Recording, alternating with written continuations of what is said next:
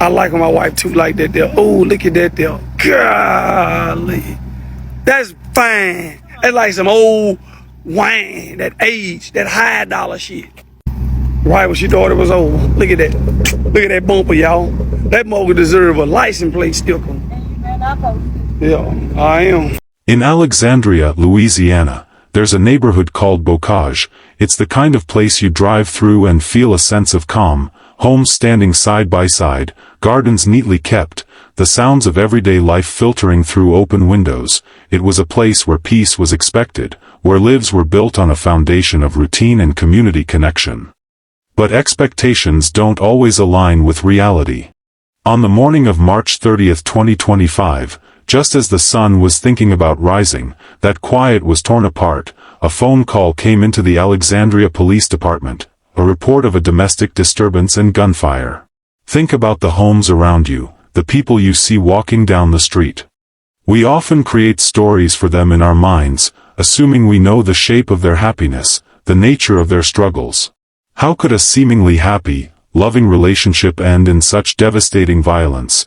Is it truly possible to ever know what happens when the front door closes? Police raced to the address on Ronmar Drive.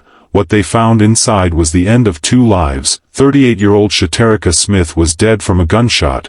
Nearby was 42-year-old Tracy Johnson, also deceased, a firearm found with him. Day night.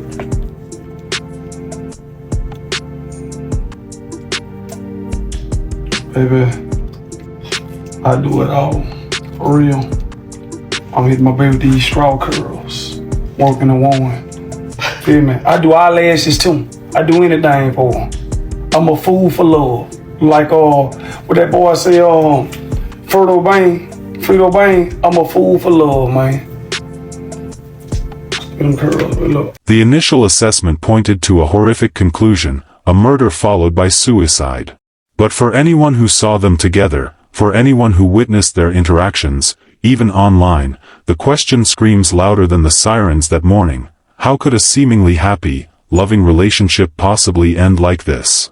Stay with us as we explore the lives of Sheterica Smith and Tracy Johnson, searching for answers in the wake of this tragedy. If you want to understand the hidden signs and real lessons from true crime stories, consider supporting this channel right now by hitting the like button and subscribing. There is much more to uncover. Welcome to Whistles of True Crime, where we unveil the darkest mysteries and the most chilling true crime tales. If you crave real-life crime stories that will keep you on the edge of your seat, you are in the right place. Kindly subscribe to this channel now, and turn on the notification bell, so you never miss any of our new stories. Your support keeps these stories alive. This story took place in Alexandria, Louisiana, located centrally in the state. It's a community like many others, with its own history and local life, but like many cities today, Alexandria faces challenges with crime.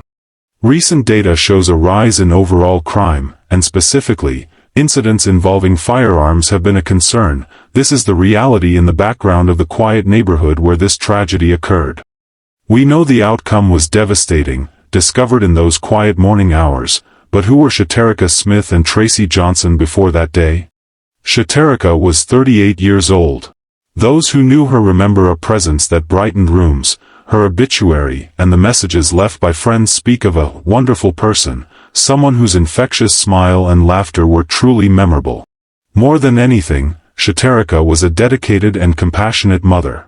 Tributes consistently mention her beautiful babies, a heartbreaking reminder of the central role she played in their lives and the void left behind. Friends recalled her loyalty, highlighting a genuine 7-year friendship built on connection and support. She had a significant impact on those around her, remembered for the joy she brought and the bonds she nurtured. Sheterica also had an active presence online, sharing parts of her life with the world. Tracy Johnson was 42, or perhaps 43 years old. There's a minor difference noted in the records. Those who remembered him offered glimpses into his personality. He was known by the nickname Taterhead. Some described him as a brother from another mother, with a good heart, recalling his own memorable smile and laugh. We know he had family, as the senior in his name strongly suggests he was a father. While some shared memories and condolences, the public reflections on Tracy appear less extensive compared to those for Sheterica, perhaps hinting at a more private life or different circles of connection. Details about his education or professional life are not readily available in the initial information, leaving some parts of his story less defined. And then there was their life together. Online, particularly on platforms like TikTok, Sheterica and Tracy often featured each other in posts. To many who saw these updates, they seemed like a happy, loving couple. They presented an image of a relationship others might look at and admire. To the world, they were a perfect couple. No, seriously, to the world, they presented a perfect couple. But public images can be carefully constructed. In the weeks and months before March 30th, potential cracks began to show.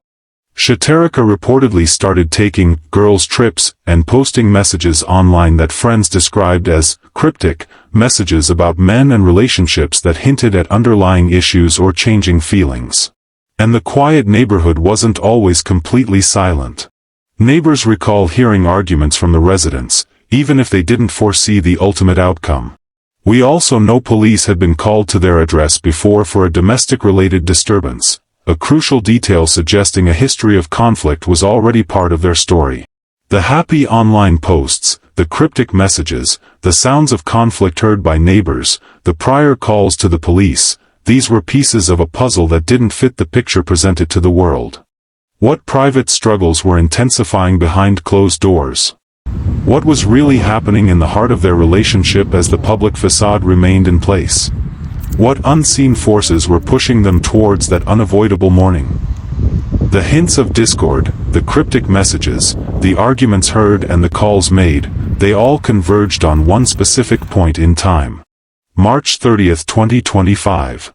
As the world outside lay still in the pre-dawn hours, a different kind of silence was about to fall permanently inside a home on Ron Mar Drive. At precisely 4:35 in the morning, the quiet of Alexandria was punctuated by an urgent call to the police department. The report from 5900 Ron Mar Drive was chilling and direct. A domestic disturbance was happening. And the call included the sound that changes everything. Gunfire. The mention of a firearm elevated the situation instantly, signaling potential for terrible danger. Officers were dispatched immediately. They arrived on the residential street, the flashing blue and red lights cutting through the dim morning light, a stark contrast to the suburban homes. Approaching the residence, the quiet exterior gave no hint of the violence that had just occurred within. Entering the house, police faced a scene that confirmed the worst fears prompted by that early morning call. Inside, the devastating reality of the disturbance became clear. Police found Sheterica Smith. She was deceased, her life ended by a single gunshot wound. The discovery was a profound shock, the vibrant presence remembered by so many, now gone. Nearby, officers found Tracy Johnson.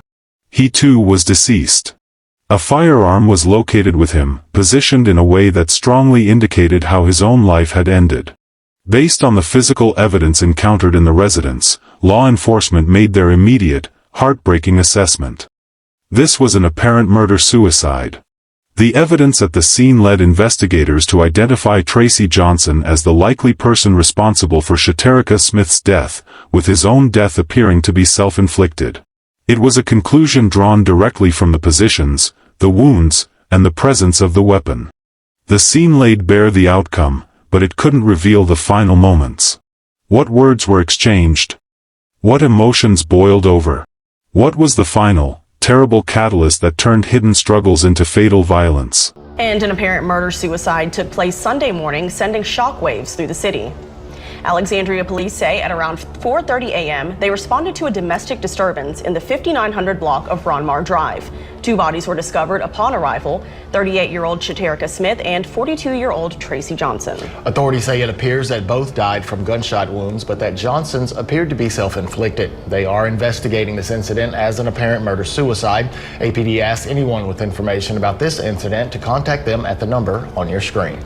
The physical evidence tells a story, but the critical seconds, the final confrontation itself, remains locked behind the silence that followed the gunshots. In those terrifying final moments inside 5900 Ron Mar Drive, what truly transpired? Was there a final plea, a last chance for a different outcome, or was the path to this tragedy already undeniably set in stone? The scene itself spoke volumes about what had happened, but the motives and the final, desperate seconds are mysteries that remain forever out of reach. The scene on Ron Mar Drive that morning left no doubt about the devastating outcome. In the wake of discovering Sheterica Smith and Tracy Johnson, the official process began. The Alexandria Police Department classified the incident as an apparent murder-suicide. This determination was based on the findings at the scene, Sheterica's death from a gunshot and Tracy found with a firearm, indicating a self-inflicted wound.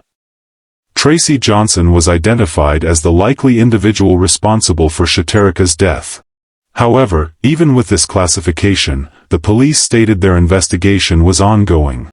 They issued a call for anyone with information to come forward, a sign that despite the clear outcome at the scene, there were still pieces of the story they needed to understand. The news of their deaths sent shock and disbelief through families, friends, and the wider communities in Alexandria and Pineville. 2 lives ended so abruptly, in such a violent manner. Man, I swear, bro, look at my wife, but you so beautiful. You know what I'm saying? But you all in the bag of chips. Doritos, man. Frito-Lays. Look at my wife. Check out that long, pretty hair. You know what I'm saying? That's that real deal Puerto Rican princess type shit. Look at the glasses. Check out. Oh. Hey, look, I bet y'all can't figure the name of them motherfuckers. I goddamn me. You know what I'm saying, babe? A mission complete. My wife was like, babe, can I go step out and have a few drinks with the young ladies, the girls? I said, babe, you goddamn right. I said, you tell them one thing, that you taking and you motherfucking spoken for. See that big old rock? Yeah.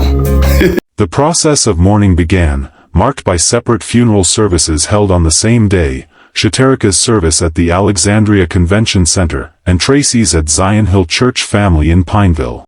Both families entrusted their final arrangements to Miller and Hill, the funeral directors, a shared point in their separate goodbyes. Online, particularly on platforms like TikTok, people grappled with the news, discussing the complexities of relationships and the shocking consequences witnessed here. As lasting symbols of remembrance, memorial trees were planted in their honor, a way for loved ones to create a living tribute. This tragedy in Alexandria serves as a stark reminder of a widespread issue. What happened to Sheterica Smith and Tracy Johnson highlights the reality of domestic violence. It's a problem that touches lives everywhere, affecting people from all backgrounds, regardless of their neighborhood or how they present themselves online. It happens behind closed doors. No, seriously, it happens hidden behind closed doors. The conversations sparked by this event on social media show a growing awareness, a recognition that toxic relationships can have devastating outcomes. It forces us to ask difficult questions. Why is it so hard to see the signs when a relationship is in trouble? Why do we often only talk about the potential for domestic violence after a tragedy like this occurs, after it's too late to intervene? The quiet morning in Bocage was shattered, leaving behind profound grief and unanswered questions about the private world of Sheterica Smith and Tracy Johnson.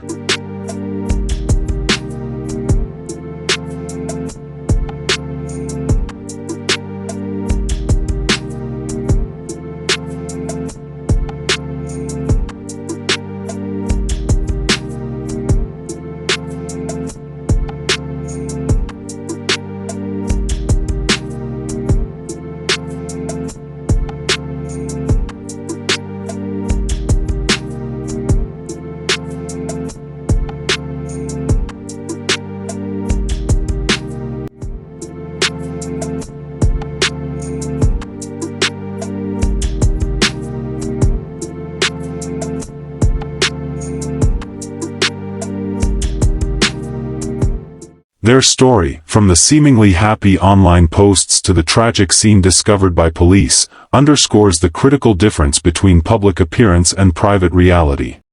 This is a story that reminds us of the importance of recognizing the signs, offering compassion to those who might be struggling, and speaking up about domestic violence. It's a call to break the silence, to ensure that the peace of a neighborhood is not just an outward appearance, but a reflection of safety and well-being behind every door. The story of Shaterica Smith and Tracy Johnson is a difficult one, a stark look at the hidden realities that can exist behind closed doors. If you stayed with us, absorbing the details and reflecting on the lessons from this real-life event, please consider taking a moment to support the channel. Your engagement helps share these crucial stories. If this video was impactful or informative for you, please give it a like. Share your thoughts and reflections on the story by leaving a comment below. Sharing this video helps spread awareness about the signs of domestic violence and where help is available. That reach can make a real difference. And if you want to continue learning from real stories like this and support our mission to bring these lessons to light, kindly subscribe to Whistles of True Crime and don't forget to turn on the notification bell, so that you be the first to know when we post our next story. As you think back on Shaterica and Tracy's story, consider revisiting the part where we discussed their social media presence. Did you catch the subtle clues that hinted at the underlying tension beneath that seemingly perfect online image? Go back and rewatch that section if you want to see it again. Our hearts go out to Shaterica's family and friends during this incredibly difficult time.